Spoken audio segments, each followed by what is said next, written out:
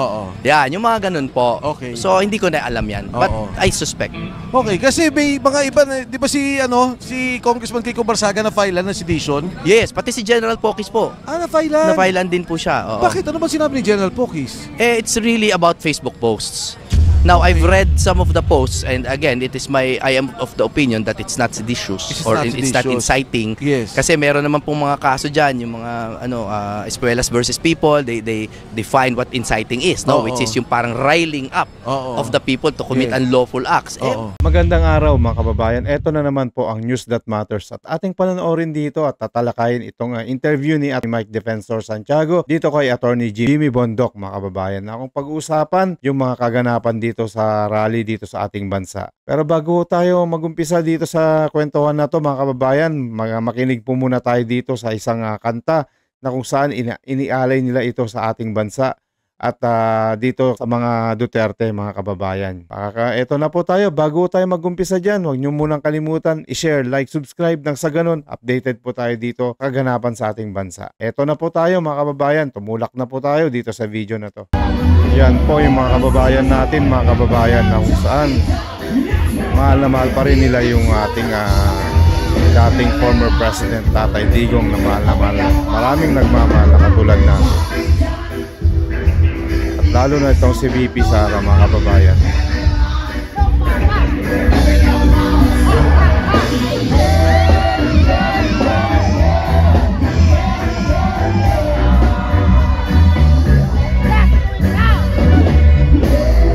Good vibes muna tayo mga kababayan bago tayo sumunod dito yung mga politika naman para total maka Duterte naman tayo eh.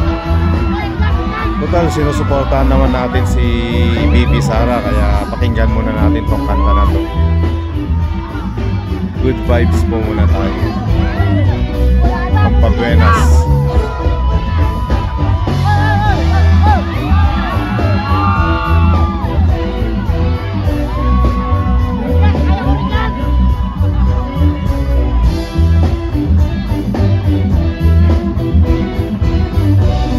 Alright.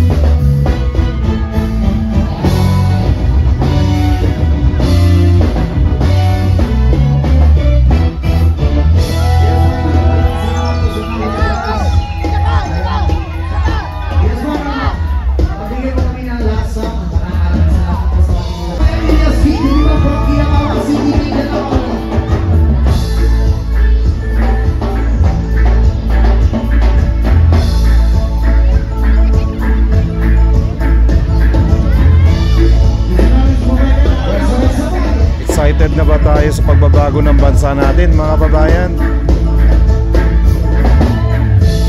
Kaya po kasi yung inabot natin, no, mga kababayan.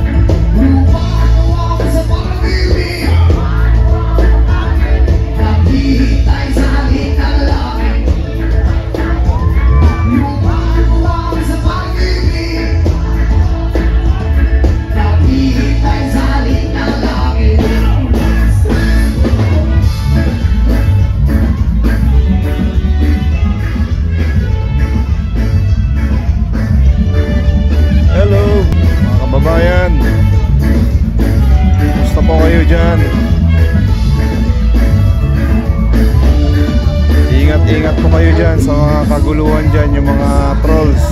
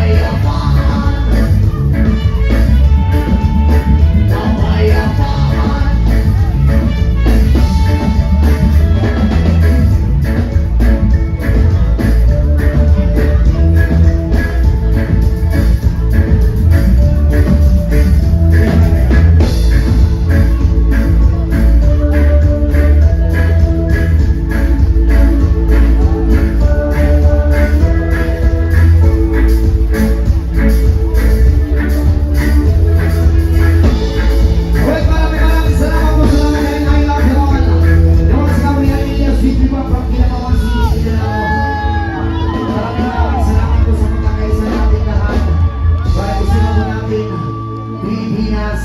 God bless po. Salamat po. Thank you so much. God bless po sa lahat. I love you. Mabuhay po tayong lahat. Yan. Isang hiyawang Duterte! Alright, Duterte. We love you, Duterte. We love Duterte. Marcos resign. Tigil nyo na yung pagsisinungaling at pagnanakaw ninyo. Tumulong na lang kayo dito sa ating bansa. Thank you so much. O yan, mga kababayan, narinig nyo po si Elias yung kumanta kanina na kung saan sinusuportahan niya yung ating bayan na gusto niya ng pagbabago.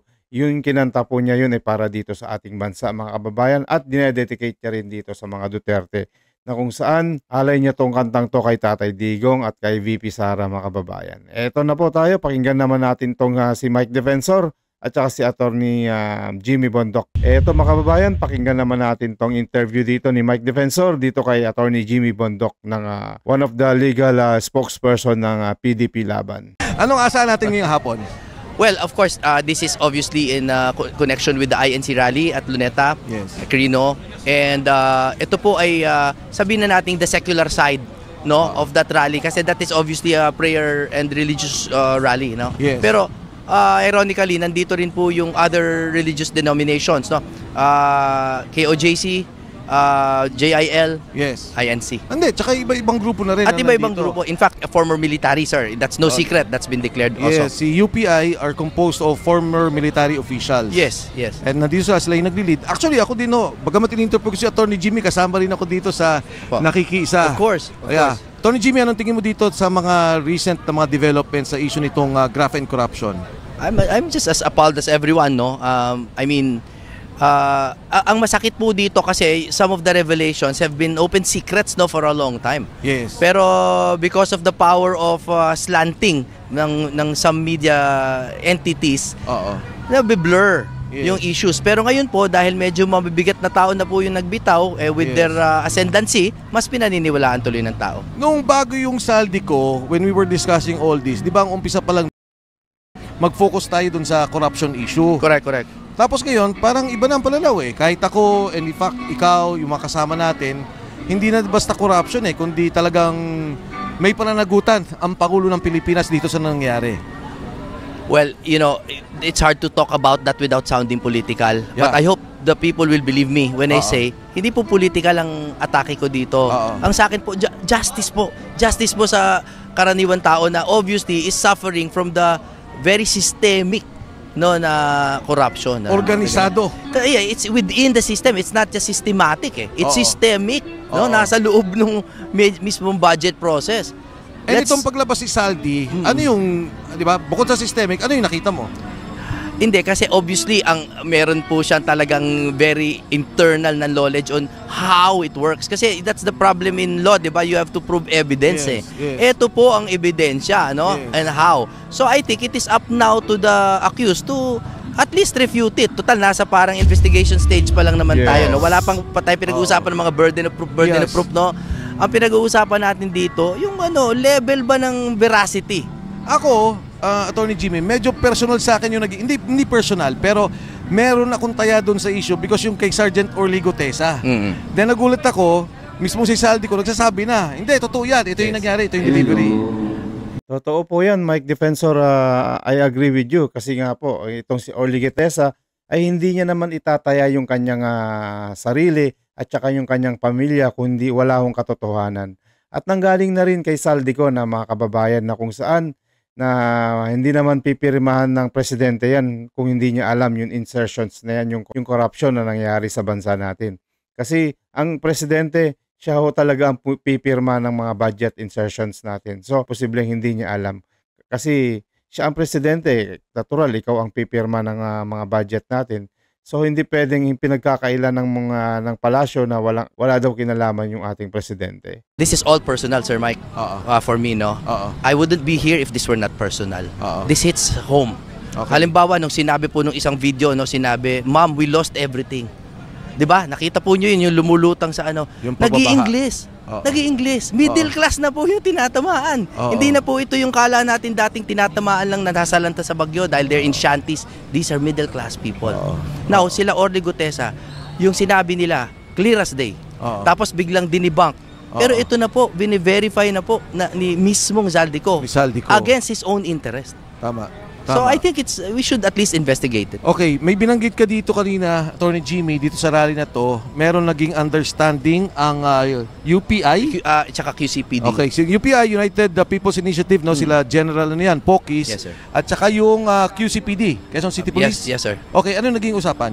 Well, basically, they had a memorandum of understanding stating that there will be it's a commitment that there will be no inciting to sedition. No, Okay. no seditious remarks. Oo.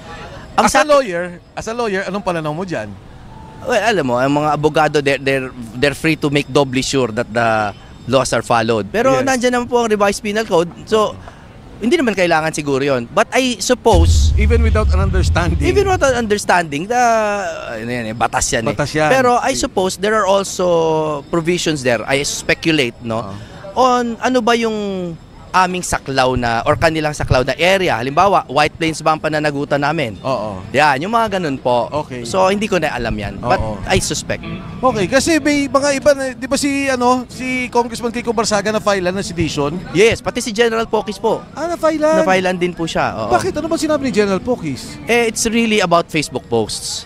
Now, I've read some of the posts and again, I am of the opinion that it's not seditious It's or not it's not seditious. inciting. Yes. Kasi meron naman pong mga kaso diyan, yung mga espuelas versus people, they define what inciting is, no, Oo. which is yung parang riling up Oo. of the people to commit Yes. unlawful acts. Oo. Parang sabi ko napaka-innocuous naman itong mga to. Yes, But at saka calling them to commit violence, di ba? Yung mga ganyan. Opo. But I pero don't- kunyari, yung sinabi, yung resign. Oo. Yung ba? Ay, hindi, yun, hindi talaga. Kasi resign is a voluntary act. Yes. Pag sabi ko, Sir Mike, mag-resign ka na sa bilyonaryo. Oo. I'm not forcing you. Tama. I'm asking you.